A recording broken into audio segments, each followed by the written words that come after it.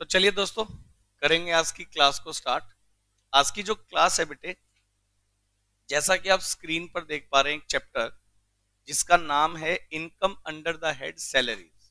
ये वाला टॉपिक मैं आपको करवा रहा हूं बेटे। Income under the head salaries, इस टॉपिक को इनकम टैक्स में इनकम का फर्स्ट हेड जो है वो माना गया। और मैं आप सब बच्चों को एक बात बता दूं, income from salaries income tax में एक सबसे इंपॉर्टेंट चैप्टर है।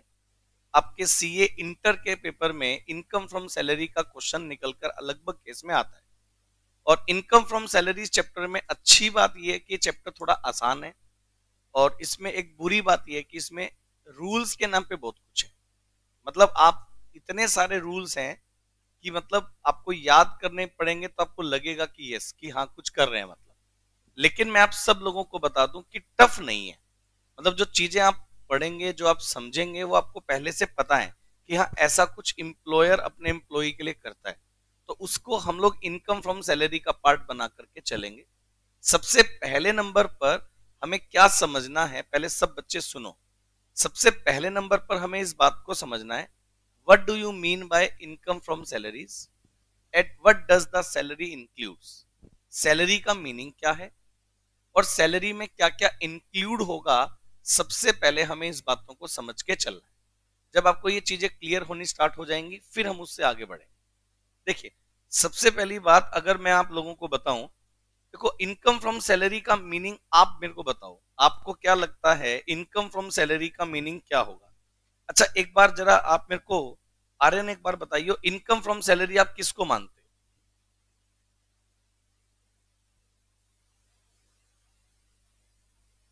आपने बोला कि सर एक एम्प्लॉयर अपने एम्प्लॉय को उसकी सर्विस के बदले में जो भी मॉनेटरी या नॉन मॉनेटरी बेनिफिट जो कुछ भी देगा, उसे हम लोग इनकम फ्रॉम सैलरीज टॉपिक का पार्ट मान करके चले। देखिए, मैं आप सब लोगों को बताता हूं, अभी आज की जो क्लास है ना, वो जर्नल क्लास है। आज क्योंकि फर्स्ट क्लास है तो जर्नल क्लास है। तो जर्नल क्लास में पहले मैं ना आपको एक या दो क्लास में इस चैप्टर का पूरा बेस बनवाऊंगा कि इस चैप्टर में हम क्या पढ़ने वाले हैं। उसके बाद ये रूल खुलने स्टार्ट होंगे। सही बात है या नहीं है। तो ये देखिएगा, इनकम फ्रॉम सैलरीज, अगर हम लोग इस टॉपिक को लेकर चले, इनकम फ्रॉम सैलरीज, तो बेटा ये जो चैप्टर है सेक्शन 15 से लेकर सेक्शन 17 तक में हमारा ये जो चैप्टर है ये कवर होगा। Income from salaries chapter income का फर्स्ट हेड है।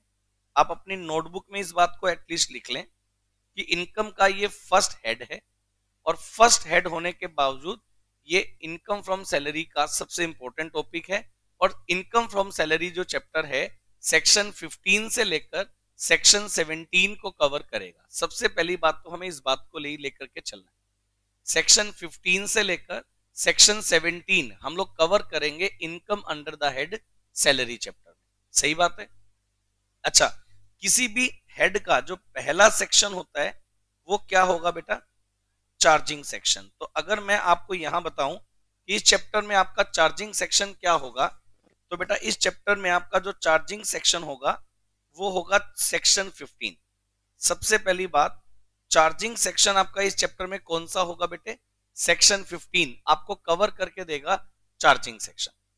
सही बात है। अभी आज मैं चार्जिंग सेक्शन में क्या डेफिनेशन है उसके बारे में पहले नहीं बताऊंगा। पहले मैं ये बताऊंगा कि इनकम फ्रॉम सैलरी का बेसिक मायना क्या है, बेसिक मीनिंग क्या है।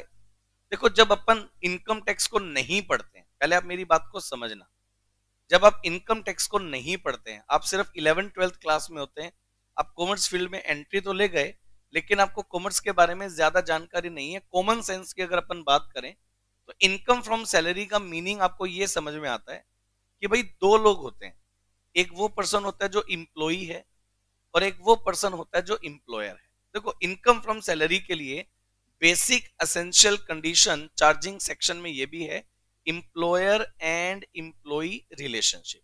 जब तक एक पर्सन इम्प्लॉयर और दूसरा पर्सन इम्प्लॉई नहीं होगा, तब तक income from salary word arise नहीं होगा। पहली बात तो ये भी है।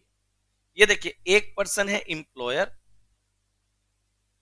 एक पर्सन है बेटे इम्प्लॉयर, और एक पर्सन है इम्प्लॉई।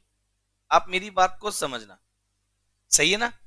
मान लीजिए एक्स लिमिटेड एक कंपनी है, एक्स लिमिटेड एक कंपनी है जिसमें कि मिस्टर ए एक एम्प्लॉई है, मिस्टर ए एक एम्प्लॉई है, और मिस्टर ए क्या करता है, मिस्टर ए अपने एम्प्लॉयर एक्स लिमिटेड कंपनी को अपनी सर्विसेज प्रोवाइड करता है। मिस्टर ए अपने एम्प्लॉयर को सर्विसेज प्रोवाइड करता है, और सर्विसेज प्रोवाइड करने के बदले में जो मनी, जो पैसे एम्प्लॉयर अपने एम्प्लॉई को देगा, जो अमाउंट एम्प्लॉयर अपने एम्प्लॉई को देगा, उसे हम लोग इनकम फ्रॉम सैलरी बोलते हैं। यानी कि सिंपल शब्दों में अगर बोलूं कि एम्प्लॉई अपने एम्प्लॉयर के लिए काम करेगा, और एम्प्लॉयर उसके काम करने के बदले में जो पैसे, जो अमाउंट, जो मनी एम्प्लॉई को देगा, उसे इनकम फ्रॉम सैलरी बोलते हैं। ऐसा आप सोचते थे सैलरी को लेकर। बेसिक डेफिनेशन तो सही मायने में आप इससे मान सकते हैं कि एम्प्लॉयर अपने एम्प्लॉई से सर्विस लेगा, और उसके बदले में जो अमाउंट या जो पैसे देगा, उसे अपन सैलरी बोले। लेकिन यहां मैं इस अमाउंट या मनी या जो पैसा मैं वर्ड यूज कर रहा हूं, इसको अपन क्या वर्ड यूज कर देते हैं, रेमुनरेशन। कि एम्प्लॉई अपनी सर्विसेज क्या देगा एम्प्लॉयर को, और एम्प्लॉयर उसके बदले में अपने एम्प्लॉई को देगा जो रेमुनरेशन। रेमुनरेशन क्या होता है बेटे, रेमुनरेशन का मतलब होता है आपके काम करने के बदले में जो अमाउंट आपको मिले, वो रेमुनरेशन है। रेमुनरेशन का मतलब केवल सैलरी नहीं होता है, मैं अपनी प्रोफेशनल सर्विस आपको दे रहा हूं, और जो फीस मैं आप लोगों से चार्ज कर रहा हूं, वो मेरे लिए क्या है, रेमुनरेशन है। मैं बिल्डिंग का ओनर हूं, आपको बिल्डिंग रेंट पर देता हूं, उसके बदले में किराया मिलता है, वो एक तरह का रेमुनरेशन है। एम्प्लॉयर अपने एम्प्लॉई से काम करवा के उसके बदले में जो पैसे उसको दे रहा है, वो उसके काम करने के बदले का रेमुनरेशन है। तो रेमुनरेशन वर्ड का मतलब ये मत समझो कि सैलरी का दूसरा नाम रेमुनरेशन है, but salary is a type of remuneration. मतलब आपके काम करने के बदले में, आपकी सर्विस के बदले में जो फायदा एम्प्लॉयर अपने एम्प्लॉई का कर दे, उसे हम लोग क्या नाम देने वाले हैं बेटे, income under the head salary का पार्ट लेकर के चलेंगे। लेकिन जो ये वर्ड है रेमुनरेशन, ये not only in the form of money. Remuneration का मतलब केवल ये नहीं है कि आपको जो पैसे मिले। रेमुनरेशन का मतलब वो सारा फायदा जो एम्प्लॉयर अपने एम्प्लॉई को उसकी सर्विस के बदले में करके दे दे, वो सब कुछ इनकम फ्रॉम सैलरी का पार्ट है। मैं आपको बिल्कुल साधारण शब्दों में, बिल्कुल इजी लैंग्वेज में आपको कुछ एग्जांपल देता हूं, उससे आपको क्लियर हो जाएगा। सही है? देखिए, मान लीजिए मिस्टर रविंदर जैन जो है, वो सीए बनने के बाद अब एक जॉब सर्च में है, तो आईसीएआई कैंपस प्लेसमेंट करवा देता है।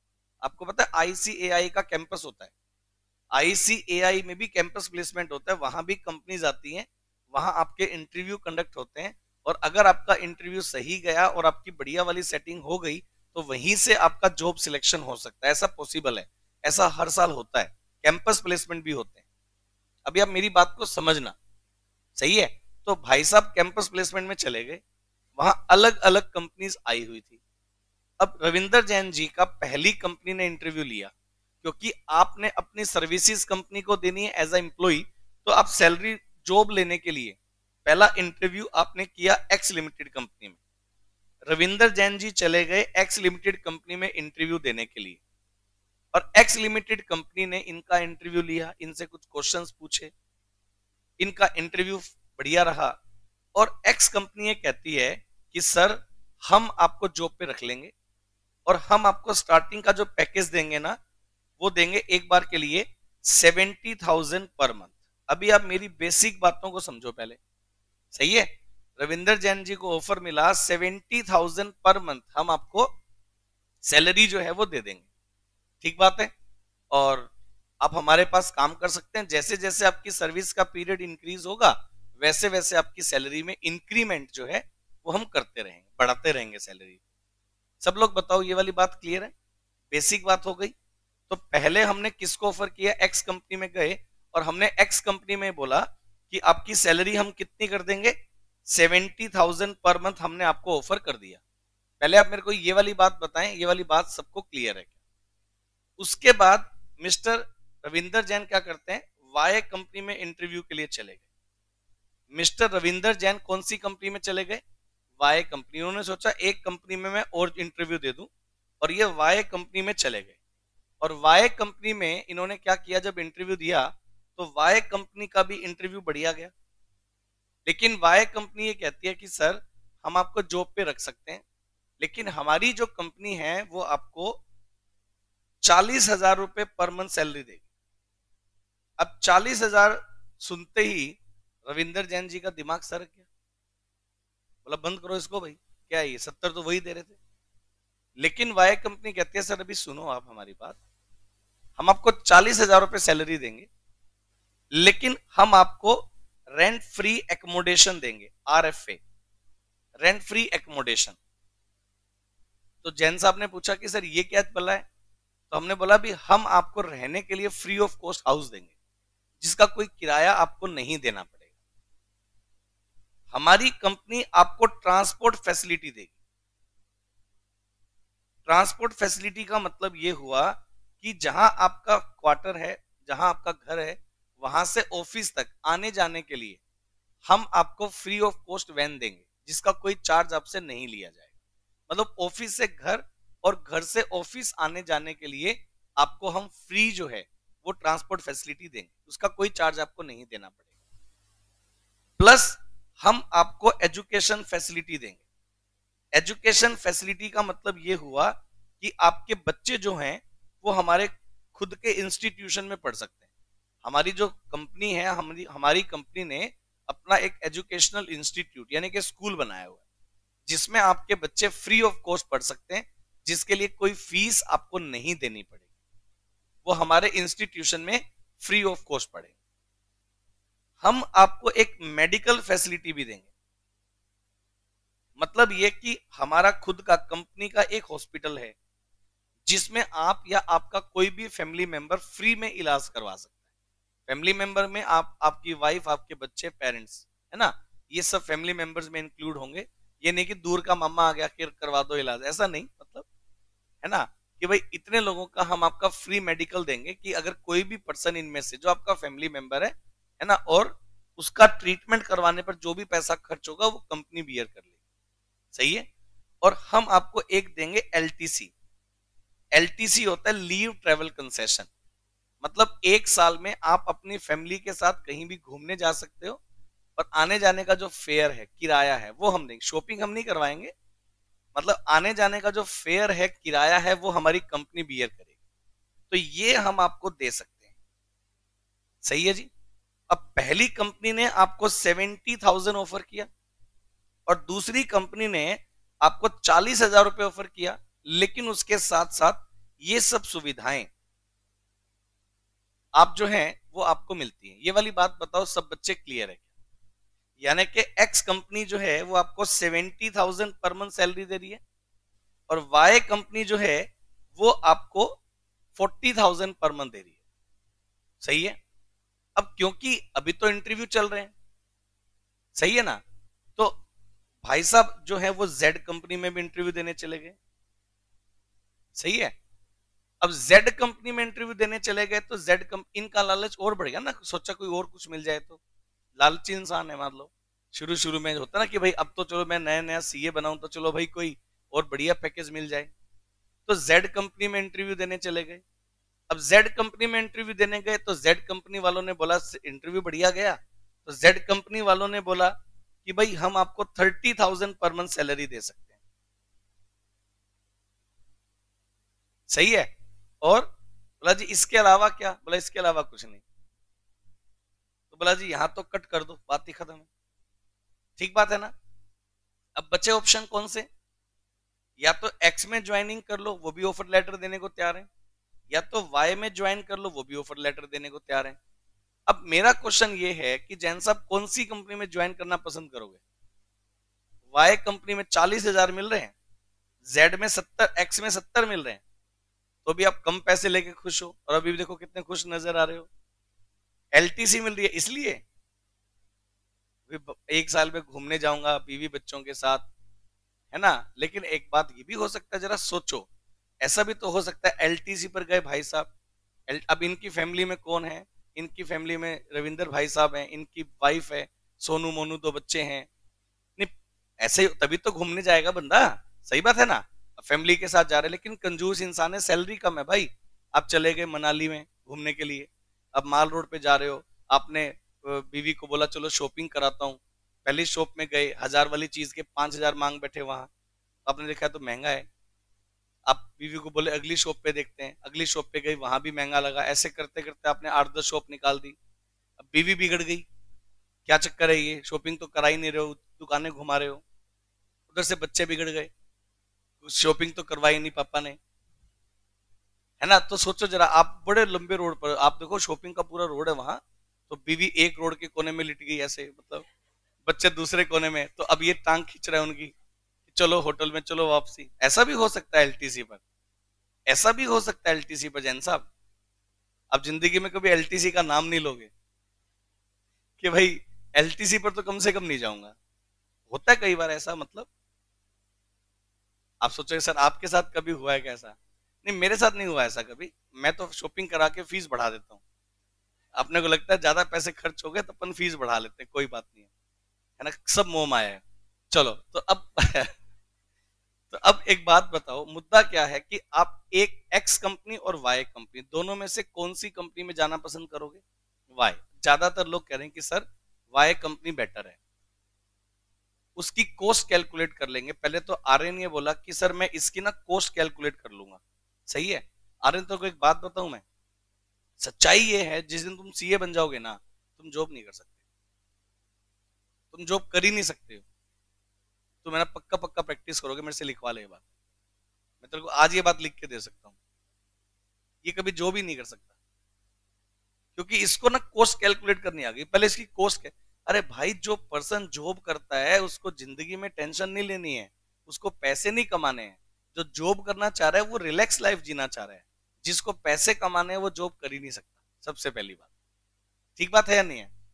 जॉब वही पर्सन कर सकता है जो दूसरे को कमा के दे सकता है। अगर आपको ये लग रहा है कि मैं इतने पैसे कमा रहा हूं और मैं दूसरे को कमा के दे रहा हूं, अगर आपके मन में ये ख्याल कभी भी आ गया, तो आप वो जॉब तभी रिजाइन कर दो। ठीक बात है ना। आपके अंदर अगर टैलेंट है और आप ये कह सकते हो कि मैं इतना काम कर सकता हूं, मैं अपने लिए कमा सकता हूं, आप कभी भी जॉब नहीं कर सकते। क्योंकि इंप्लॉयर ये बात मान के चलो, आपसे अगर 5 लाख रुपए का काम कराएगा ना, तो आपको 50,000 रुपए देगा। और जब आपके मन में ये आने लग गया कि यार काम तो मैंने कर दिया 5 लाख का और मेरे को तो मिल रहे हैं 50,000, तो आप जॉब कर ही नहीं सकते हो। आप क्या करोगे कि मैं अपने लिए ही काम कर लूंगा, तो उस दिन आप क्या करोगे, जॉब से तो रिजाइन कर दोगे और आप प्रैक्टिस करनी स्टार्ट कर दोगे। सही बात है ना। लेकिन जब खुद की प्रैक्टिस करोगे तो उसमें फायदा ये है कि काम निकालोगे तो पैसे अपने जेब में आएंगे, लेकिन नुकसान ये कि 24/7 आपको अवेलेबल रहना पड़ेगा।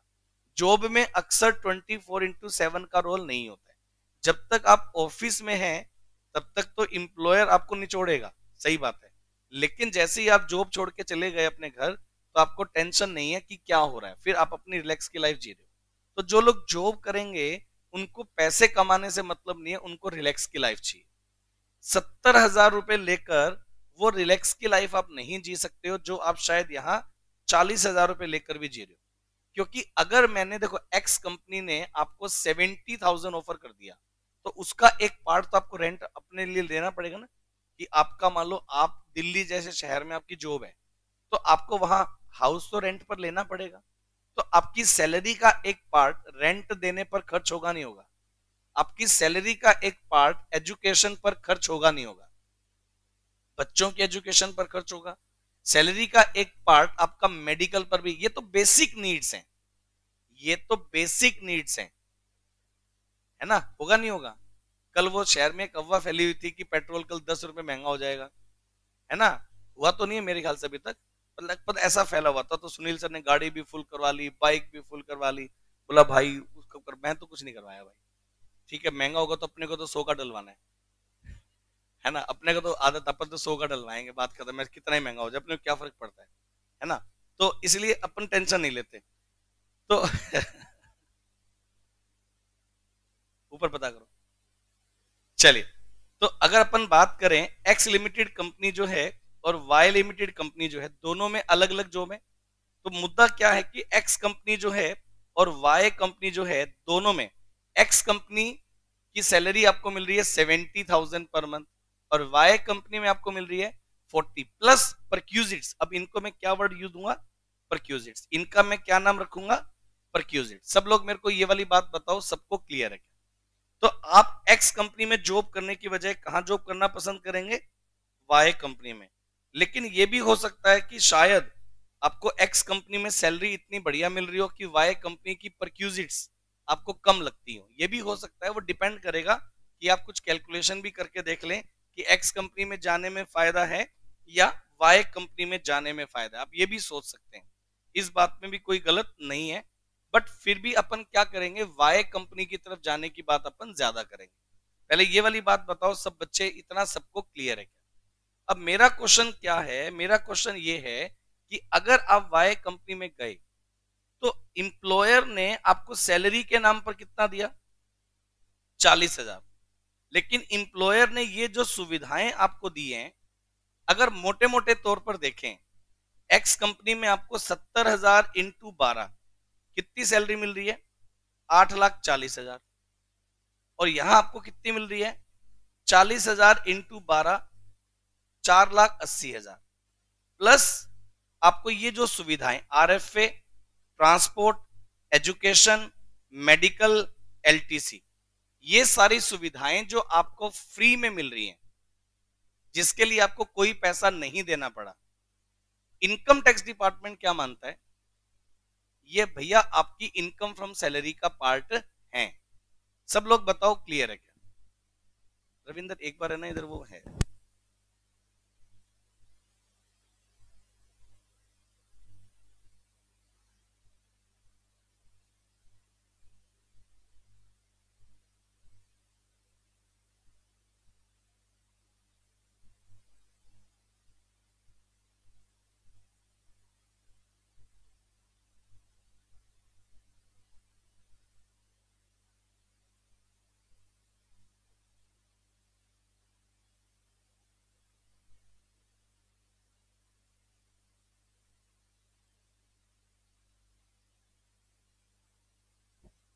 चलिए, तो मैं जो आपको बता रहा हूं बेटे, एक्स कंपनी और वाई कंपनी, दो कंपनी है।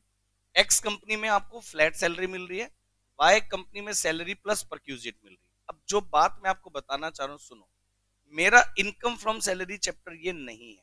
सबसे पहली बात, अगर ये इनकम फ्रॉम सैलरी चैप्टर मेरे लिए हो तो मैं चैप्टर आज ही खत्म कर दूंगा। हो गया खत्म, बस। ठीक बात है ना? इनकम फ्रॉम सैलरी का मतलब इंप्लॉई ने सर्विस दे दी, इंप्लॉयर ने पैसे दे दिए, इनकम आ गई, बात खत्म। जय बाबा की। सही है ना? फिर तो इतना ही चैप्टर है। लेकिन हमारे लिए इनकम फ्रॉम सैलरी चैप्टर ऐसा नहीं है। मैंने बोला ना, कम से कम 15 से 20 लेक्चर अपने को बढ़िया वाले लगने हैं। तो 15 से 20 दिन में मैं करवाऊंगा। सबसे पहली बात तो अपने को, मैं पहले आपको ये बताने की कोशिश कर रहा हूं कि भाई इनकम फ्रॉम सैलरी चैप्टर में ऐसा क्या है। देखो, मैंने आपको कुछ गिनी चुनी बातें बताई हैं कि रेंट फ्री हाउस दे सकता है ना, ट्रांसपोर्ट फैसिलिटी दे सकता है, एजुकेशन फैसिलिटी दे सकता है, मेडिकल फैसिलिटी दे सकता है, एलटीसी दे सकता है। ये मैंने कुछ गिने चुने पॉइंट जो बड़े कॉमन है वो लिख दिए मैंने। इसके अलावा एक एम्प्लॉयर अपने एम्प्लॉय को कुछ भी दे सकता है। सबसे पहली बात, एम्प्लॉयर को इनकम टैक्स डिपार्टमेंट बाउंड नहीं कर सकता कि भाई आप अपने एम्प्लॉय को ये फैसिलिटी, ये सुविधा, ये अमाउंट, ये अलाउंस क्यों दे रहे हो। मैं एम्प्लॉयर, आप एम्प्लॉय, मेरी मर्जी में कुछ भी दूं। सही है ना? डिपार्टमेंट का काम क्या है? अगर आपको ये लगता है कि जो फायदा मैंने अपने एम्प्लॉय का किया वो इनकम फ्रॉम सैलरी में इंक्लूड होना चाहिए, आप करो इंक्लूड, आप लगाओ उसके ऊपर टैक्स। लेकिन आप एज अ एम्प्लॉयर मेरे को बाउंड नहीं कर सकते हो कि भाई आपने अपने एम्प्लॉय को सर्विस के बदले में इतनी सैलरी क्यों दे दी, आपने उसको फैसिलिटी क्यों दे दी, आपने अलाउंस क्यों दे दिया। कि मेरी मर्जी, मैं अपने एम्प्लॉय को उसकी सर्विस के बदले में कुछ भी दूं। डिपार्टमेंट का काम है, अगर डिपार्टमेंट को यह लगता है कि मैं अपने एम्प्लॉय को उसकी सर्विस के बदले में जो फायदा दे रहा हूं वो कंसीडरेशन ऑफ सैलरी ही तो है। अगर रविंदर जैन हमारी कंपनी के एम्प्लॉय ना होते तो क्या हम उनको आरएफए देते? क्या हम उनको ये सारी सुविधाएं देते? ये सारी सुविधाएं क्यों मिल रही है? क्योंकि हम उनसे सर्विस ले रहे हैं। जो सर्विस मिस्टर रविंदर जैन हमें दे रहे हैं, उनकी सर्विस के बदले में जो कंसीडरेशन मैं आपको दे रहा हूं in the terms of monetary terms और नॉन मॉनेटरी टर्म्स, वो सब आपकी सर्विस का कंसीडरेशन, वो सर्विस के बदले में इंप्लॉयर की तरफ से दिया गया रेमुनरेशन है। अब मेरा पॉइंट क्या है जरा सुनना। मैंने आपको 40,000 रुपए पर मंथ सैलरी दी, आपके लिए इनकम फ्रॉम सैलरी आ गया 4,80,000। मैंने आपको आरएफए दिया। क्या दिया? आरएफए। आरएफए का फुल फॉर्म क्या होता है? रेंट फ्री एकोमोडेशन, रहने की व्यवस्था करके दी। सही है। अब एक बात सोचो, जो फ्लैट में आपको रेंट मतलब मैंने आपको फ्री ऑफ कॉस्ट रहने के लिए दिया, वो आपकी सैलरी का कंसीडरेशन है या नहीं है? मतलब एक एंगल से देखें, हो सकता है रविंदर जैन ये कहते सर मैंने तो मोह माया त्याग रखी है, आप 40 भी मत दो, आप 40 भी मत दो। तो मैंने बोला और? बोला सर कुछ नहीं, आप एक काम कर दिया करो, सबसे पहले तो मेरे घर का सारा राशन का सामान, बिजली का बिल, पानी का बिल है ना, जो भी बिल आते हैं रिचार्ज वगैरह वो सब आप करवा दिया करो। बच्चा फ्री में पढ़वा ही रहे हो, मेडिकल फैसिलिटी दे रहे हो, एलटीसी दे रहे हो, एक आप कार फैसिलिटी और दे दो मेरे को, छोड़ो ट्रांसपोर्ट, एक कार दे दो, ऑफिस से घर, घर से ऑफिस, और मेरे कोई पर्सनल काम होंगे तो वो भी मैं उसमें निपटा लूंगा। सही है। और प्लस आप जो भी मेरी बेसिक नीड्स हैं घर में वो सारी पूरी कर दिया करो। पैसे का क्या करना है? पैसे का क्या करना है बताओ? आपने मेरे को घर दे दिया, आपने मेरे को खाने के लिए, लिविंग ऑफ स्टैंडर्ड के लिए आपने मेरा राशन, जितने भी बिल हैं वो सारे रिचार्ज वगैरह सब करवा दिए। पैसे दोगे उसका भी तो मैं वही करूंगा ना। सही बात है या नहीं है? अब एक बात समझो जरा, अगर आप मेरे को एक होंडा सिटी कार गिफ्ट कर देते तो मैं आपसे फीस मांगता? क्या करना है पैसे का यार, मुंह मैं अपन छोड़ रखी है। आपने कार नहीं दी, मैंने फीस मांगी। अब कार दे देते तो मैं फीस नहीं मांगता, आप आज दे दो कार, मैं फीस नहीं मांगूंगा। पूरा बैच मेरे को होंडा सिटी कार गिफ्ट कर दो, मैं आपसे फीस ही नहीं लूंगा। क्या करना है पैसे का? लेकिन एक बात बताओ, लेकिन अगर मेरे को आपसे जो कंसीडरेशन की फॉर्म में कार मिली वो भी तो मेरी इनकम ही हुई ना। तो मैं जो चीज कहना चाह रहा हूं वो ये कि भाई इंप्लॉयर अपने एम्प्लॉय को उसकी सर्विस के बदले में चाहे रेंट फ्री हाउस दे, चाहे मेडिकल फैसिलिटी दे, ये जितनी भी सुविधाएं जो इंप्लॉयर अपने एम्प्लॉय को देगा वो भी तो सैलरी का कंसीडरेशन ही हुआ ना। तो अल्टीमेटली हमें उन सबका वैल्यूएशन करना पड़ेगा। समझ गए कि जो हाउस मैंने आपको फ्री ऑफ कॉस्ट यूज करने के लिए दिया उसकी कितनी वैल्यू आपके लिए इनकम फ्रॉम सैलरी माना जाए, जो मेडिकल बेनिफिट मैंने आपको दिया उसकी कितनी वैल्यू आपके लिए इनकम फ्रॉम सैलरी का पार्ट माना जाए। यानी कि जितनी भी सुविधाएं, जितनी फैसिलिटी इंप्लॉयर अपने एम्प्लॉय को देगा उन सबके ऊपर एक रूल लगेगा, उनकी मॉनिटरी वैल्यूएशन करनी पड़ेगी। अब जरा सोचो, लॉजिकली बात बता रहा हूं, रविंदर जैन जी हमारी कंपनी के एम्प्लॉय हैं, हमने इनको 40,000 रुपए सैलरी दे रखी है, प्लस इनको रहने के लिए फ्री ऑफ कॉस्ट हाउस दे रखा है। हाउस कहां से आया? मेरा खुद का है, मैं एम्प्लॉयर हूं, मैंने अपने फ्लैट बना रखे, और उस फ्लैट की चाबी मैंने, एक फ्लैट की चाबी जैन साहब को दे दी कि लो जैन साहब आप इस फ्लैट में रहो तब तक जब तक कि आप हमारी कंपनी के एम्प्लॉय हैं। ये वाली बात बताओ क्लियर है? पॉसिबल है या नहीं है? अब जो फ्लैट मैंने आपको फ्री ऑफ कॉस्ट किराए मतलब रेंट रहने के लिए दिया, अगर वो फ्लैट में किसी और को देता तो शायद किराए पर देता, आया ना, जबकि मैंने आपको फ्री ऑफ कॉस्ट पर दे दिया। और अगर उसी तरह का फ्लैट आप किराए पर लेते तो आपको किराया देना पड़ता नहीं देना पड़ता? यानी जो किराया आपको देना पड़ता वो मैंने बचवा दिया आपका। सही बात है नहीं है? सैलरी कम दे दी लेकिन किराया बचा दिया। इनकम टैक्स डिपार्टमेंट कहता है कि जो हाउस आपने अपने एम्प्लॉय को दिया है हमारी नजर में तो वो एम्प्लॉय को दिया गया कंसीडरेशन है, वो आपकी इनकम फ्रॉम सैलरी का पार्ट बनेगा। तो इसलिए अपन क्या करेंगे, उस हाउस की वैल्यू निकालेंगे कि कितनी वैल्यू आपके लिए इनकम फ्रॉम सैलरी का पार्ट मानी जाएगी। ये वाली बात बताओ, सब बच्चे क्लियर है? इसी तरह से आपको दी गई एक एक फैसिलिटी, जो भी फैसिलिटी एम्प्लॉयर अपने एम्प्लॉय को देगा, हर एक फैसिलिटी की वैल्यू मैं आपको कैलकुलेट करके देने वाला हूं। सब बच्चे बताओ क्लियर है? यस या नो?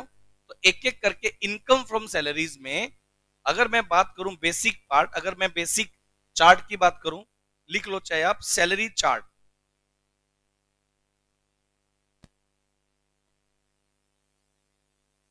सैलरी चार्ट की अगर मैं बात करूं एक बार के लिए, पहले पेज पर ही आप मोटे मोटे तौर पर थोड़ा नोटिंग कर सकते हो कि भाई सैलरी का मतलब क्या होगा। इनकम फ्रॉम सैलरी में एक एम्प्लॉयर अपने एम्प्लॉय को क्या क्या देने वाला है। सबसे पहले एक एम्प्लॉयर अपने एम्प्लॉय को दे सकता है बेसिक सैलरी। एक एम्प्लॉयर अपने एम्प्लॉय को दे सकता है बेसिक सैलरी। एक एम्प्लॉयर अपने एम्प्लॉय को दे सकता है बेसिक सैलरी। सही है, बेसिक ग्रेड जिसको अपन बोलते हैं।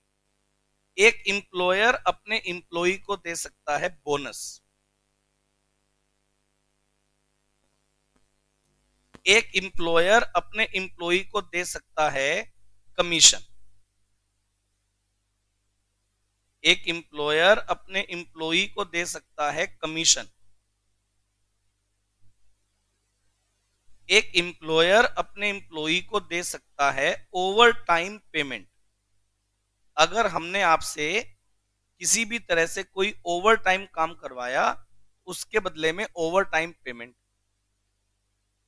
ठीक बात है ना। एम्प्लॉयर अपने एम्प्लॉय को दे सकता है अलाउंसेस।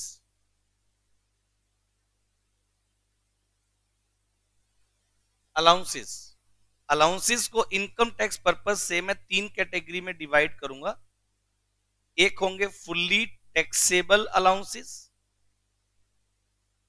अलाउंसेस को income tax point of view से मैं टैक्सेबल करूंगा जब कुछ अलाउंस ऐसे होंगे जो फुल्ली टैक्सेबल होंगे, कुछ अलाउंसेस होंगे जो फुल्ली एग्जेम्प्टेड एग्जेम्प्टेड अलाउंस, जिनके ऊपर टैक्स नहीं लगेगा। और नंबर 3 पर मेरे पास कुछ अलाउंस होंगे, allowances taxable after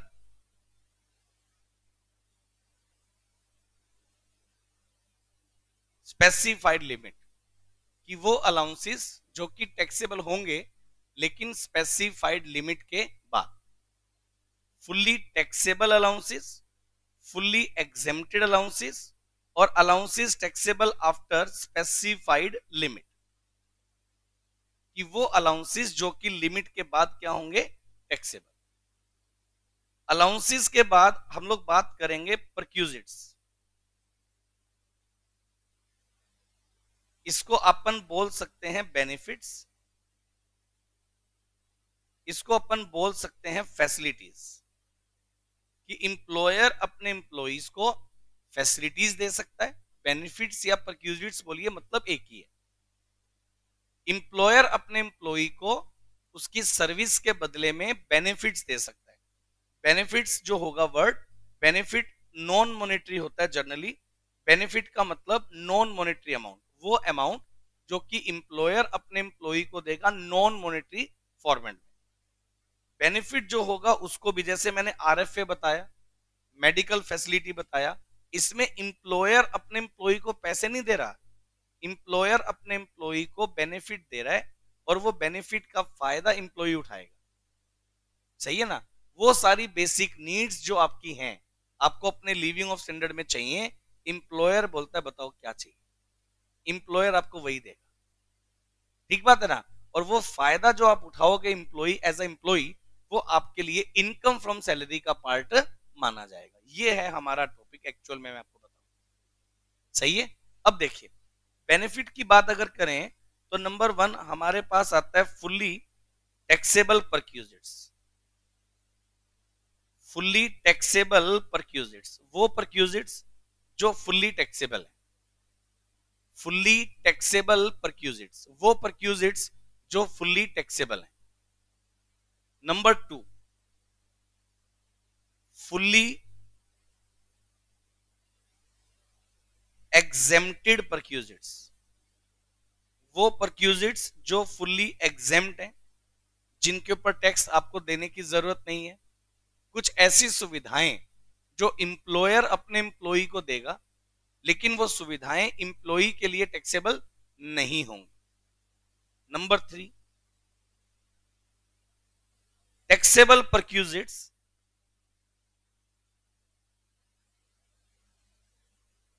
taxable perquisites for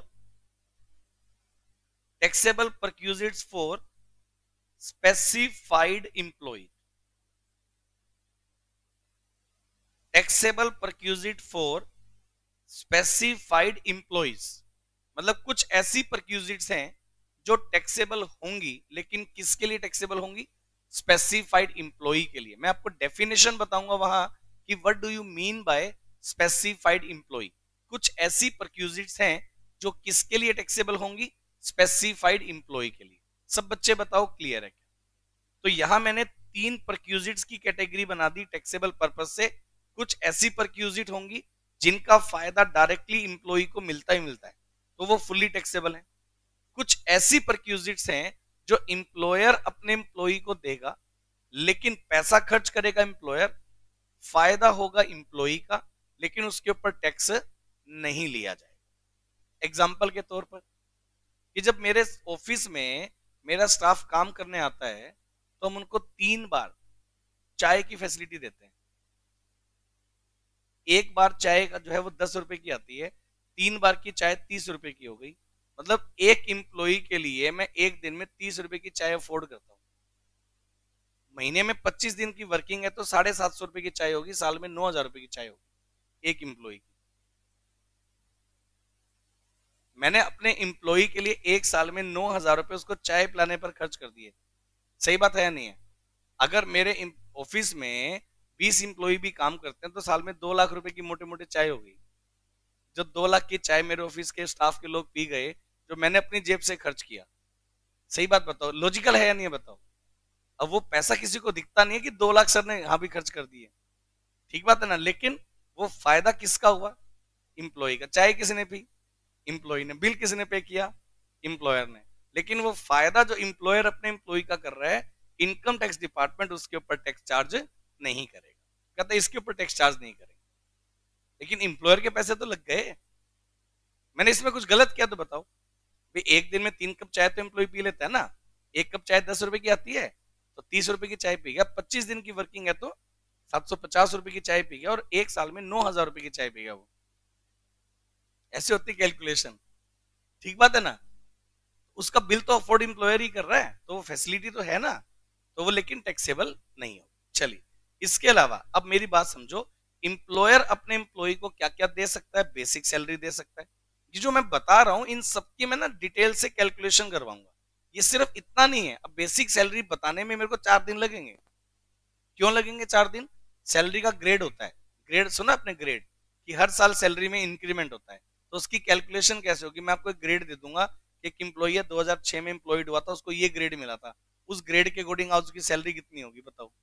तो वो कैलकुलेशन करके लानी पड़ेगी कि ग्रेड लगा तो उसके अकॉर्डिंग। मैंने एम्प्लॉय किया किसी बंदे को 2006 में 10,000 की सैलरी पर, और उसका ग्रेड बता दिया अब इसको इसी तरह से इंक्रीमेंट मिलता है। तो 2006 में जो एम्प्लॉय लगा होगा उसकी सैलरी अकॉर्डिंग टू ग्रेड आज कितनी होगी? पहले तो ये बताओ। तो वो ग्रेड कैलकुलेट कैसे होगा वो मैं सिखाऊंगा आपको। एक एक चीज डिटेल से आएगी। मतलब इनकम फ्रॉम सैलरी में कुछ भी ऐसा नहीं बचेगा जो एक आम पर्सन की प्रैक्टिकल लाइफ में एक्चुअल में होता है और आपने ना पढ़ा हो, ऐसा नहीं होगा।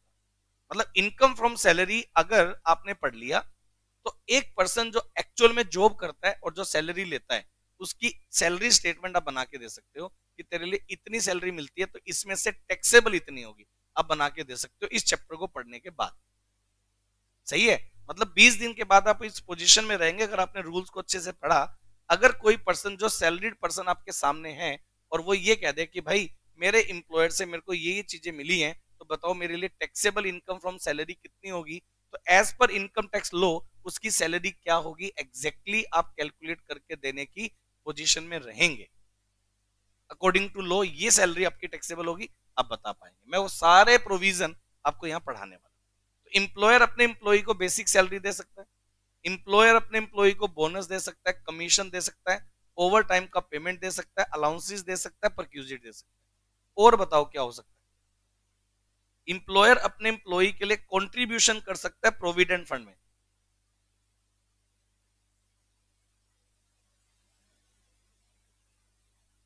Contribution to provident fund. Provident fund सुना है आप लोगों ने? प्रोविडेंट फंड के जो पैसे हैं वो रिटायरमेंट के टाइम पर मिलते हैं। और एम्प्लॉयर और एम्प्लॉई मिलकर के प्रोविडेंट फंड में कंट्रीब्यूशन करते हैं। इसके अलावा हो सकता है contribution to NPS, contribution to NPS. NPS क्या होता है?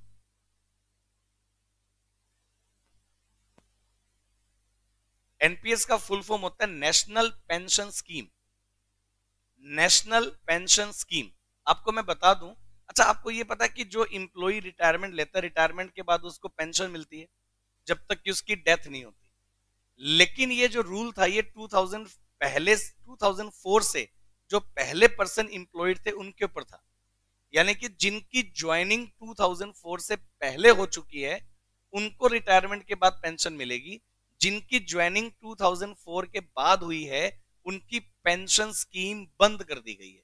इंप्लॉयर अपनी तरफ से कोई पेंशन उनको नहीं देगा। उसके लिए एक पेंशन स्कीम और चलाई गई है जिसको मैं इस चैप्टर में पढ़ाने वाला हूं, जिसको बोलते हैं एनपीएस। उसमें इंप्लॉयर और इंप्लॉई दोनों मिलकर के कंट्रीब्यूट करेंगे और ये पैसा आपको रिटायरमेंट के बाद मिलना स्टार्ट होगा, वो मैं आपको सिखाऊंगा। इसके अलावा सुनिए मेरी बात ध्यान से। अच्छा एक बात सुनो, पूरी जिंदगी जब आप जॉब करोगे ना तो आपको बेसिक सैलरी मिली, बोनस मिला, कमीशन मिला, अलाउंस मिले, परक्यूजिट मिले, कंपनी ने और ज्यादा कमा लिया तो आपको इंक्रीमेंट मिला, आपने अच्छा काम किया तो आपका ग्रेड बढ़ गया, वो सारी चीजें जिंदगी भर ऐसे ही चलती रहेंगी। पूरी जिंदगी आपने जॉब में निकाल दी, कंट्रीब्यूशन करते गए, रिटायरमेंट का दिन आ गया। अब रिटायरमेंट के टाइम पर इंप्लॉयर आपको क्या दे सकता है? रिटायरमेंट बेनिफिट दे सकता है, रिटायरमेंट बेनिफिट दे सकता है। यहां मैं कुछ रिटायरमेंट बेनिफिट्स बताऊंगा कि इंप्लॉयर रिटायरमेंट के दिन, आपने अगर सुना हो कभी एक वर्ड ग्रेचुटी, इंप्लॉयर अपने इंप्लॉई को रिटायरमेंट के दिन पर देता है डेथ कम रिटायरमेंट ग्रेचुटी। ग्रेचुटी का पैसा इंप्लॉयर अपने इंप्लॉई को देगा जो कि इंप्लॉयर की तरफ से दिया गया एक वेलफेयर अमाउंट होगा इंप्लॉई के लिए। ग्रेचुटी के अलावा भी कुछ और चीजें होंगी, जैसे लीव इन कैशमेंट होगा, रिट्रेंचमेंट कंपनसेशन हो सकता है, वॉलेंट्री रिटायरमेंट कंपनसेशन हो सकता है, एक वर्ड मैं बताऊंगा कम्यूटेशन ऑफ पेंशन हो सकता है। कुछ रिटायरमेंट बेनिफिट्स हैं जो डिटेल में बनेंगे। लेकिन एक बात समझिए, रिटायरमेंट के दिन इंप्लॉयर अपने इंप्लॉई को कुछ रिटायरमेंट बेनिफिट्स दे सकता है। रिटायरमेंट बेनिफिट दे दिए, आपकी जॉब की रिटायरमेंट हो गई। लेकिन जो लोग पहले से एम्प्लॉयड हैं उनको आफ्टर रिटायरमेंट बेनिफिट भी तो मिल रहे हैं। After retirement benefits, after retirement benefits का मतलब एक तरह से आप कह सकते हो पेंशन। आफ्टर रिटायरमेंट बेनिफिट का मतलब एक तरह से आप क्या कह सकते हो? पेंशन। कि इंप्लॉयर अपने एम्प्लॉई को क्या दे सकता है? पेंशन दे सकता है। तो पहले मेरी बात को समझिए, ये देखिए बेसिक सैलरी इंप्लॉयर अपने एम्प्लॉई को दे रहा है, बोनस एक इंप्लॉयर अपने एम्प्लॉई को दे रहा है, कमीशन एक इंप्लॉयर अपने एम्प्लॉई को दे रहा है, ओवर टाइम पेमेंट एक इंप्लॉयर अपने एम्प्लॉई को दे रहा है, अलाउंसेस एक इंप्लॉयर अपने एम्प्लॉई को दे रहा है, परक्यूजिट्स एक इंप्लॉयर अपने एम्प्लॉई को दे रहा है, contribution to provident fund, contribution to NPS, जिस दिन रिटायरमेंट ली उस दिन रिटायरमेंट बेनिफिट, और उसके बाद आफ्टर रिटायरमेंट बेनिफिट। यानी कुल मिलाकर बात क्या है? डेट ऑफ ज्वाइनिंग से लेकर डेट ऑफ डेथ तक।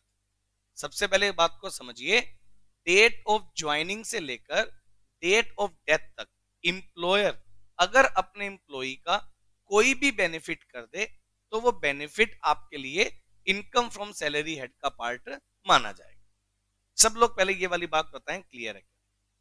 ये जो मैंने चार्ट अभी आपको मोटे मोटे तौर पर बेसिक लेवल पर बताया है, इन्हीं के अंदर आने वाले जितने भी रूल्स है ना बेटे, हम उन रूल्स को डिटेल से आप लोगों के साथ में डिस्कस करने वाला हूं आने वाली क्लास में कि भाई अगर इंप्लॉयर अपने एम्प्लॉई को इनमें से कोई भी बेनिफिट देगा तो उसकी टैक्सेबिलिटी क्या है।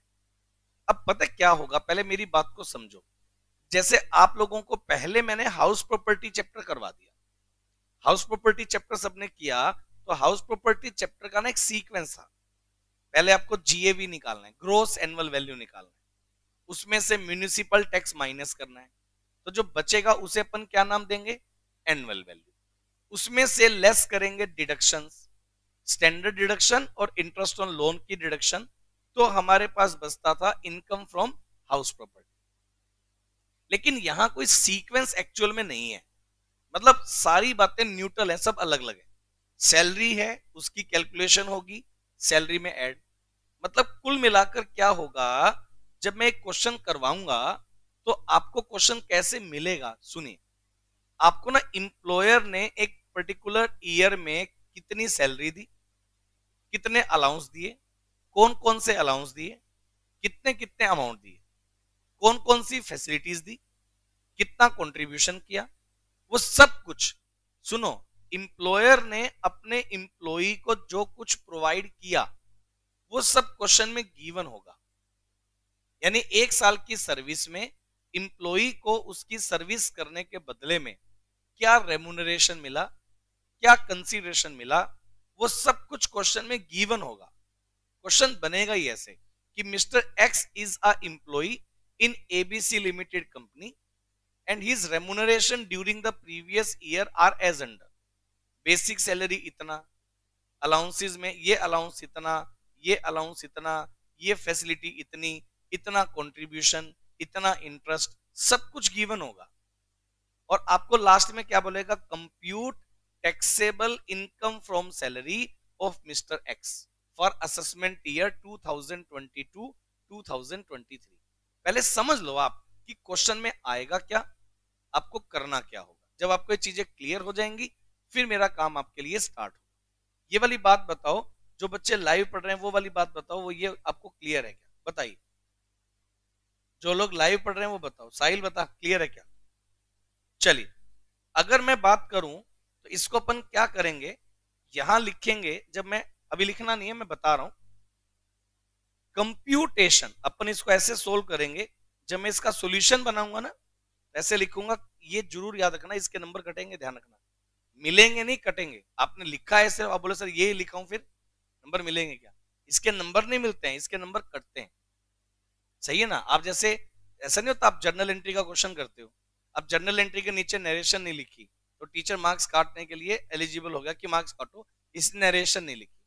और आप अगर ये बोले सर मैं एंट्री ना लिख के सिर्फ नरेशन नरेशन लिख दूं तो आपको मार्क्स मिलेंगे क्या, बस वही वाली बात है। सही है ना।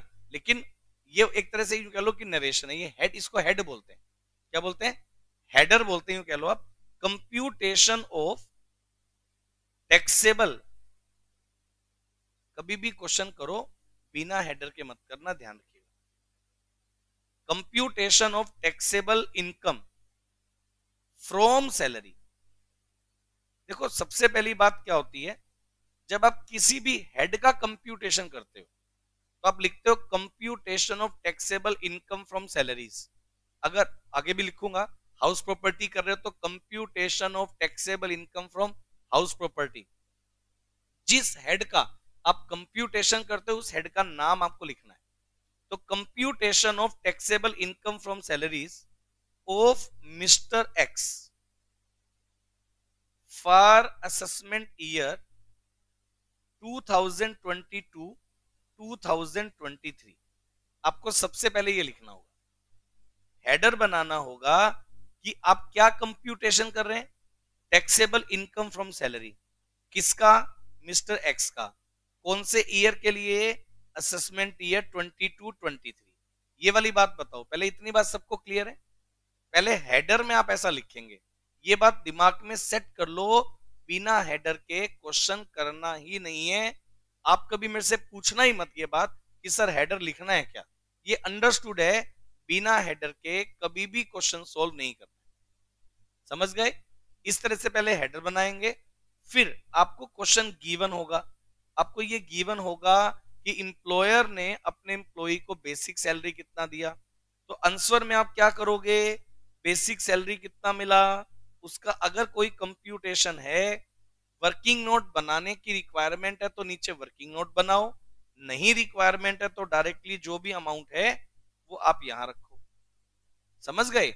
जैसे जैसे चैप्टर खुलेगा मैं आपको बताऊंगा कि कहां वर्किंग नोट बनाने की रिक्वायरमेंट है, कहां वर्किंग नोट बनाने की रिक्वायरमेंट नहीं है, वो सारी बातें मैं आपको बताकर चलूंगा। सब बच्चे बताओ ये वाली बात सबको क्लियर है क्या। तो एक एक करके जितने भी पॉइंट होंगे, अब for example rent free accommodation employer ने अपने एम्प्लॉई को दिया, तो उसका कोई ना कोई रूल तो मैं बताऊंगा ना। उस रूल को अप्लाई करके आप रेंट फ्री हाउस की वैल्यू निकालेंगे। तो वो रूल क्या होगा, वो मैं आपको यहां अप्लाई करके दिखाऊंगा। उसके अकॉर्डिंग आप रेंट फ्री हाउस की वैल्यू निकाल सकते हो। सब बच्चे बताओ ये वाली बात क्लियर है क्या? तो उसके अकॉर्डिंग आप अपनी बेसिक सैलरी की वैल्यू निकालोगे, उसी के अकॉर्डिंग आप अपने अलाउंसेस परक्यूजिट्स सबकी वैल्यू जो है वो आप निकालोगे। अब सब बच्चे बताओ ये वाली बात सबको क्लियर है? तो एक एक करके जब सबका टोटल आता जाएगा, सारे पॉइंट आ जाएंगे, तो यहां हम लोग उनको ऐड करके ग्रोस सैलरी बना देंगे। तो एक प्रेजेंटेशन फर्स्ट ऑफ ऑल आप ध्यान रखनी है बात कि प्रेजेंटेशन सबसे ज्यादा बढ़िया आपका होना चाहिए। ठीक बात है बेटे। क्या होने वाला है, एक एक कड़ियां जोड़ेंगे, मतलब जो जो मिला वो क्वेश्चन में पॉइंट टू पॉइंट बनाकर गिवन होगा। इतनी सैलरी दी, इतने अलाउंस दिए, ये फैसिलिटी दी, तो सबका अपना अपना एक रूल होगा। सबका अपना अपना रूल अप्लाई करके वो रूल से कितनी वैल्यू आपके लिए टैक्सेबल है वो वर्किंग नोट में निकालेंगे और सैलरी चार्ट में इंक्लूड करते जाएंगे। आपने वर्किंग नोट में निकाला रेंट फ्री हाउस की वैल्यू को, और सैलरी चार्ट में आके लिख दिया rent free house, rent free accommodation या rent free house working note number 1, और आपने उसकी वैल्यू यहां लिख दी। और वर्किंग नोट नंबर 1 में अलग से जब आप वर्किंग नोट नंबर 1 बनाया, उसके अंदर computation of rent free house, उसका पूरा वर्किंग नोट बनाकर आपने हाउस की वैल्यू कैसे निकाली वो यहां निकलेगी। ये वाला अमाउंट आपका यहां आएगा, यहां मैं लिखूंगा वर्किंग नोट नंबर 1, और वो आपकी टैक्सेबल इनकम फ्रॉम सैलरी का पार्ट बन जाएगा। सब लोग बताओ ये प्रेजेंटेशन आपको समझ में आ रही है? बस इस तरह से जिसने कर दिया, मेरी बात समझ लेना, इनकम फ्रॉम सैलरी चैप्टर में कोई भी स्टूडेंट मेरे को ये नहीं बोलेगा सर ये मेरी रफ नोटबुक है, ये मेरी फेयर नोटबुक है। एक ही नोटबुक में काम करना है और बिल्कुल तरीके से करना है। समझ गए आप मेरी बात? देखो, सबसे पहली बात मैं आपको बता दूं, आप देख पा रहे हो 114 पेज के नोट्स मैंने ये बनाए हुए हैं। 114 पेज के नोट्स हैं जो मैं आपको इशू करूंगा, और इसके अंदर मैंने एक एक पॉइंट को क्लैरिफाई कर रखा है। देखो, दो चीजें होती हैं, हम कैसे पढ़ते हैं इनकम टैक्स को, या कोई भी पेपर जब लो टाइप आता है, भी एक बुक है और फिर आप एक नोटबुक बनाते हो। बुक में लो की लैंग्वेज है और कहीं कोई पॉइंट कहीं कोई पॉइंट बनाया गया। आप नोटबुक क्यों बनाते हो? नोटबुक में आप अपनी लैंग्वेज में इजी करके उन सारे प्रोविजंस को लिखते हो। वो सारा काम मैंने मटेरियल में बना के दे दिया। नोट्स बनाने के पीछे मुद्दा यही है कि जो चीज आपकी बुक में है वही चीज मैंने बना के दी, उसको सिर्फ एग्जाम्पल्स के साथ उस रूल को और इजी करके उसके केस स्टडी बना के मैंने डाल दिया। नोटबुक आपको अभी भी बनानी पड़ेगी, लेकिन आपका काम काफी हद तक मैंने इस मटेरियल से सोल्व कर दिया। काफी हद तक आपका काम इससे सोल्व हो जाएगा, और फिर उसके बाद नोटबुक बनाओगे, चीजें उसके अंदर एक्सप्लेन होंगी, उसके अंदर केस स्टडी सोल्व होंगे, तब का काम बिल्कुल आसान हो जाएगा। सही है? जिस दिन आप इनकम फ्रॉम सैलरी चैप्टर निपटा लेंगे, मैं उस दिन बात करूंगा आज इनकम टैक्स में आपका कॉन्फिडेंस लेवल क्या है। सही है? लेकिन मैं फिर बता दूं, इनकम फ्रॉम सैलरी के इस चैप्टर में थोक के भाव में रूल है। इतने सारे रूल हैं, खत्म ही नहीं होने के। सही है? चलो, मैं आपको बता दूं सबसे पहली बात, थोड़ा सा इसको अगर मैं स्क्रीन से पढ़ाना स्टार्ट करूं सैलरी चैप्टर, तो सैलरी का जो मीनिंग है वो सेक्शन 17 में डिफाइन किया गया कि सैलरी में क्या क्या चीजें आ सकती हैं। तो मैंने यहां लिखा सैलरी का मीनिंग, कहता है any remuneration paid by the employer to his employee in consideration of service is called salary. एक एम्प्लॉयर अपने एम्प्लॉई को उसकी सर्विस के बदले में जो अमाउंट पे करता है, उसकी सर्विस के कंसीडरेशन के बदले में जो अमाउंट पे करेगा, उसे हम लोग सैलरी हेड का पार्ट मान करके चलते हैं। It includes monetary values of those benefit or facilities provided by the employer which are taxable। मतलब सैलरी में वो सारे बेनिफिट या अमेनिटीज को इंक्लूड किया गया जो कि इंप्लॉयर ने अपने इंप्लॉई को उसकी सर्विस के बदले में दिए हैं, चाहे वो मॉनेटरी वैल्यू हो, monetary value of those benefit and facilities. मतलब ये कि सैलरी में जो मॉनेटरी है वो तो आएगा ही आएगा, अगर इंप्लॉयर ने अपने इंप्लॉई को कोई फैसिलिटी दी है उसका भी हम लोग क्या करेंगे, मॉनेटरी वैल्यूएशन करेंगे, और जो मॉनेटरी वैल्यू निकल कर आएगी वो आपके लिए इनकम फ्रॉम सैलरी हेड का पार्ट मानी जाएगी। अभी सुनिए, अब मैं आपके साथ बात कर रहा हूं चार्जिंग सेक्शन। अब ये बताओ किसी भी हेड का पहला सेक्शन चार्जिंग सेक्शन होता है या नहीं होता? होता है ना। अब यहां मेरे लिए चार्जिंग सेक्शन क्या है? सेक्शन 15। चार्जिंग सेक्शन कौन सा है जी? सेक्शन 15। सेक्शन 15 में हम चार्जिंग सेक्शन को बेस बनाकर कुछ बातें पहले पढ़ने वाले हैं। मतलब सेक्शन 15 आपकी इनकम को इनकम फ्रॉम सैलरी हेड में एंट्री देगा। चार्जिंग सेक्शन में क्या लिखा गया कि एनी एम्यूलमेंट यानी कि remuneration paid by the employer to employee, ये लाइन सबसे पहले है। ये लाइन कि इंप्लॉयर ने अपने इंप्लॉई को कोई भी रेमुनरेशन पेड किया हो, यानी अगर चार्जिंग सेक्शन 15 की बात करूं तो चार्जिंग सेक्शन 15 ये कहता है कि जब तक इंप्लॉयर एंड इंप्लॉई का रिलेशनशिप नहीं होगा तब तक इनकम फ्रॉम सैलरी हेड नहीं आएगा। समझ गए?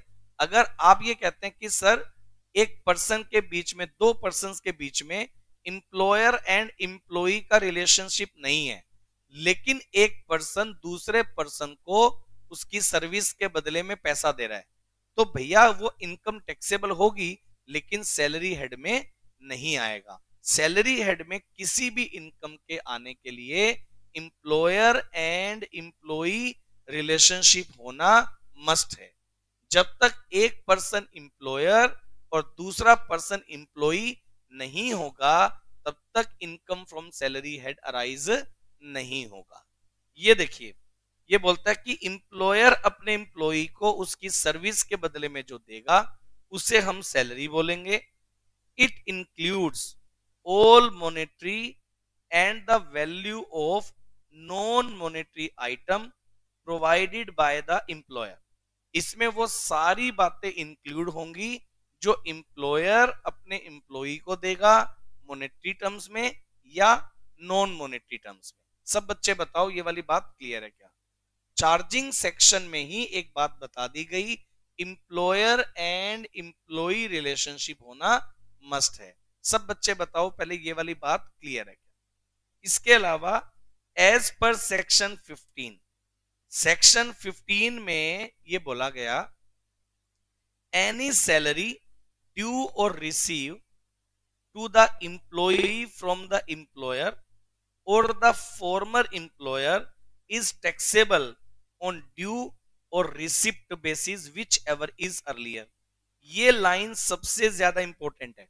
एक काम करो, अपनी नोटबुक में आप ये बात लिखो जरा। चार्जिंग सेक्शन में एक बात लिखी गई है, मैं आपको नोट भी करवाता हूं, लिखिएगा। देखिए चार्जिंग सेक्शन 15 क्या कहता है?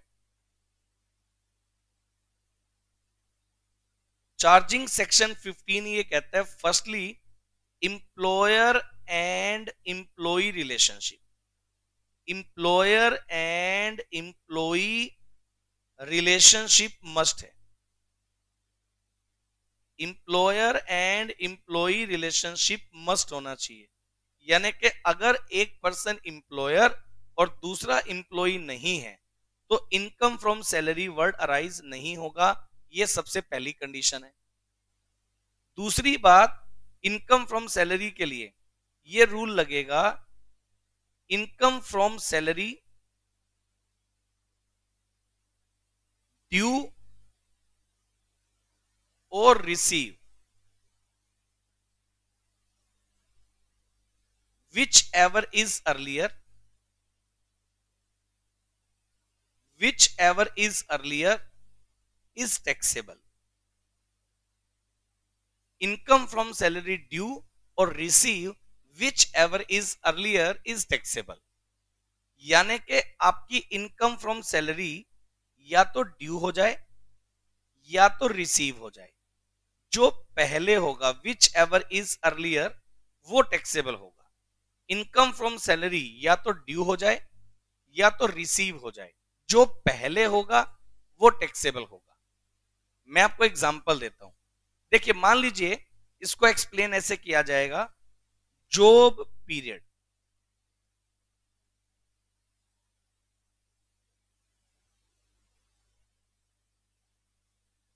Service provided,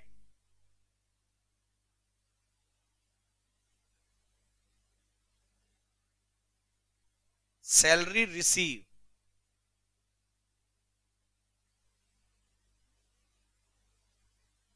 taxable salary.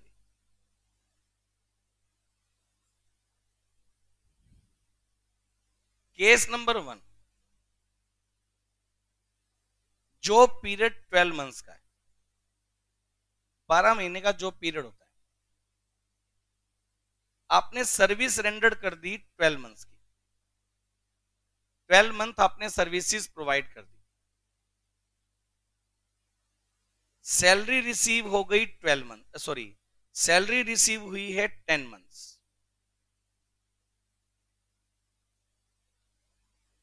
12 महीने का जो पीरियड था आपने पूरे 12 मंथ सर्विस रेंडर कर दी।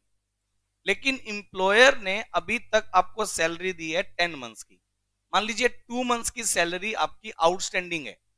इंप्लॉयर ने आपको सैलरी अभी तक दी नहीं है। लेकिन जब आप रिटर्न फाइल करेंगे तो आपको कितने मंथ की सैलरी पर टैक्स देना पड़ेगा? 12 मंथ। देखो सर्विस प्रोवाइडेड हो गई तो service provided and salary due हो जाएगा। यहां एक तरह से अगर देखा जाए तो जब 12 मंथ की सर्विस है तो आपकी जॉब की सैलरी कितनी ड्यू हो जाएगी? 12 मंथ्स। रिसीव कितनी हुई है? 10 मंथ्स। तो टैक्सेबल सैलरी कितनी होगी? 12 मंथ्स। भी आपने जब यार 12 महीने काम कर दिया, हो सकता है 12 मंथ्स काम करके एक भी दिन की सैलरी ना हो। खाते पीते घर से हो आप भाई। आप कहते हो जी मैं तो काम कर लूंगा, जब पैसे चाहिए तब इकट्ठे ले लूंगा, आज जरूरत नहीं है, पड़े रहने दो। इंप्लॉयर कहता है ठीक है। पॉसिबल है या नहीं है? तो आपने काम कर दिया, आपकी सैलरी ड्यू हो गई, लेकिन इंप्लॉयर ने या तो इंप्लॉयर ने दी नहीं है या तो आपने इंप्लॉयर से ली नहीं है। दोनों ही केस में क्या आप डिपार्टमेंट को टैक्स नहीं दोगे? डिपार्टमेंट बोलेगा भैया आपकी सैलरी ड्यू हो चुकी है, आप अपने इंप्लॉयर से लो या ना लो, टैक्स तो आपको देना पड़ेगा। सब बच्चे बताओ क्लियर है क्या? नंबर 2, केस नंबर 2 की अगर हम बात करें तो केस नंबर 2 में जो पीरियड आपका है 12 मंथ्स,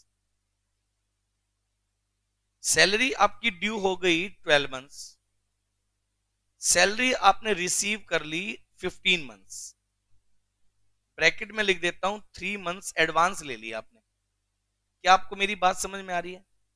आपने काम तो किया 12 महीने, लेकिन आपने सैलरी इंप्लॉयर से कितने मंथ्स की ले ली? 15 मंथ्स की। 3 मंथ्स की एडवांस ले ली। 12 मंथ्स की तो ले ही ली, प्लस 3 मंथ्स की भी आपने एडवांस ले ली। क्या पॉसिबल है या नहीं है? अब इस ईयर में आपके अकाउंट में कितनी सैलरी आ गई? 15 मंथ्स की। आ गई या नहीं आ गई? तो आपके लिए सैलरी ड्यू हुई 12 मंथ्स, रिसीव हुई 15 मंथ्स। तो विच एवर इज अर्लियर, ज्यादा क्या है? पहले क्या हुआ? रिसीव। 15 महीने की सैलरी आपके लिए इस साल में टैक्सेबल। मेरी पूरी बात सुनना अभी। इस साल आपने इस ईयर के 12 मंथ्स की तो ले ही ली, प्लस नेक्स्ट ईयर के 3 मंथ्स की सैलरी भी इसी ईयर में ले ली। तो इस ईयर में आपको 15 मंथ्स की सैलरी पर टैक्स देना पड़ेगा। अगले साल की सैलरी 9 मंथ की टैक्सेबल होगी। नेक्स्ट ईयर में जब जो नेक्स्ट ईयर के 3 मंथ्स हैं उनकी सैलरी करंट ईयर में टैक्सेबल हो गई, तो नेक्स्ट ईयर में आपको बचे हुए 9 मंथ्स की सैलरी पर ही टैक्स देना पड़ेगा। लेकिन आप बोलेंगे सर फिर फर्क क्या पड़ेगा? फर्क पड़ेगा ग्रेड का। वो सैलरी जो अगले साल मिलती और वो सैलरी जो इस साल मिली, हो सकता है उससे ग्रेड बढ़ गया। आप साल में 5 लाख रुपए कमाते हो, 5 लाख रुपए तक की इनकम किस ग्रेड में आती है? 20% से कम के ग्रेड में आती है। लेकिन आपकी सैलरी 5 लाख इस ईयर की और अगले साल के 1 लाख आपने इसी साल में ले लिए, तो इस साल आपकी सैलरी कितनी हो गई? 6 लाख। अगले साल कितनी रह गई? 4 लाख। लेकिन इस साल जो 1 लाख अगले साल वाले इसी साल में ले लिए, कुछ बात समझ में आई? वो कितने रेट में चले गए, 20 वाले में, और अगले साल मिलते तो वो 5 वाले में रहते। अगर आप मेरी बात को समझ पा रहे हो, मतलब अगर कई बार क्या होता है बेटा, जैसे जैसे इनकम ग्रो करेगी ना, वैसे वैसे आपके ऊपर हाईएस्ट रेट ऑफ टैक्स आपके ऊपर एप्लीकेबल होंगे। ये वाली बात समझ में आ रही है? तो हाईएस्ट रेट ऑफ टैक्स अगर आपके ऊपर एप्लीकेबल होंगे ग्रेड लगाने से, तो बस यही चीज अपने को समझनी है कि भाई इनकम फ्रॉम सैलरी में डिपार्टमेंट हायर अमाउंट की तरफ जाएगा। तो इसीलिए इनकम फ्रॉम सैलरी में डिपार्टमेंट ने एक रूल बना दिया कि income from salary due or receive which ever is earlier is taxable. यानी आपकी सैलरी या तो ड्यू हो जाए या रिसीव हो जाए, जो पहले होगा वो टैक्सेबल होगा। ये वाली बात बताओ सब बच्चे क्लियर है क्या? आपकी सर्विस पीरियड है 12 मंथ्स, सैलरी ड्यू हो गई 12 मंथ्स, रिसीव हुई है कम, तो भी आपको 12 मंथ्स पर तो टैक्स देना पड़ा। और अगर आपकी जॉब पीरियड है 12 मंथ्स, सैलरी ड्यू हुई 12 मंथ्स, आपने एडवांस रिसीव कर ली 3 मंथ्स की, और आपकी सैलरी आ गई 15 मंथ्स, तो आपको टैक्स कितने पर देना पड़ा? 15 मंथ्स पर। जो ज्यादा होगा, जो पहले होगा, वो अमाउंट आपके लिए टैक्सेबल होगा। या तो सैलरी ड्यू हो जाए या तो रिसीव हो जाए, जो दोनों में से पहले होगा, जो दोनों में से ज्यादा होगा, उतने अमाउंट पर इनकम टैक्स डिपार्टमेंट आपसे इनकम टैक्स चार्ज करने वाला है। तो इनकम फ्रॉम सैलरी के ऊपर रूल क्या लगेगा? Income from salary due or receive which ever is earlier is taxable. सब बच्चे बताओ ये वाली बात क्लियर है क्या? ऐसा कौन से सेक्शन में बताया गया? चार्जिंग सेक्शन 15 में बताया गया। पहले ये वाली बात बताओ क्लियर है क्या? इनकम टैक्स डिपार्टमेंट कहता है सैलरी ड्यू हो जाए या रिसीव हो जाए, जो पहले होगा वो टैक्सेबल। सब बच्चे बताओ क्लियर? लेकिन इस रूल में एक छोटा सा एक्सेप्शनल केस है। इस रूल को अप्लाई करना है पूरे चैप्टर पर, लेकिन कुछ एक्सेप्शनल केस हैं। ये देखिएगा, यहां जो स्क्रीन आप देख पा रहे हो, मैंने ये लिखा income from salary due or receive which ever is earlier is taxable. इसको समझाने के लिए मैंने दो केस बना के दिखा दिए। यहां मैंने लिखा however however the following income shall be taxable on receipt basis only। कुछ ऐसी इनकम मैं बताऊंगा जिनके ऊपर ये वाला रूल अप्लाई नहीं होगा, वो वाली इनकम ओनली रिसिप्ट बेसिस पर ही टैक्सेबल होंगी। कुछ ऐसे पॉइंट हैं जिनको हम डिस्कस करेंगे, नेक्स्ट क्लास में करवाऊंगा इस डेफिनेशन के साथ। सही है? अभी आज मैंने बताया बेसिक बात इनकम फ्रॉम सैलरी के बारे में। हम लोग अगली क्लास से इस चैप्टर को खोलना स्टार्ट कर देंगे, मटेरियल के साथ इसको पढ़ना स्टार्ट कर देंगे। सही है? चलो।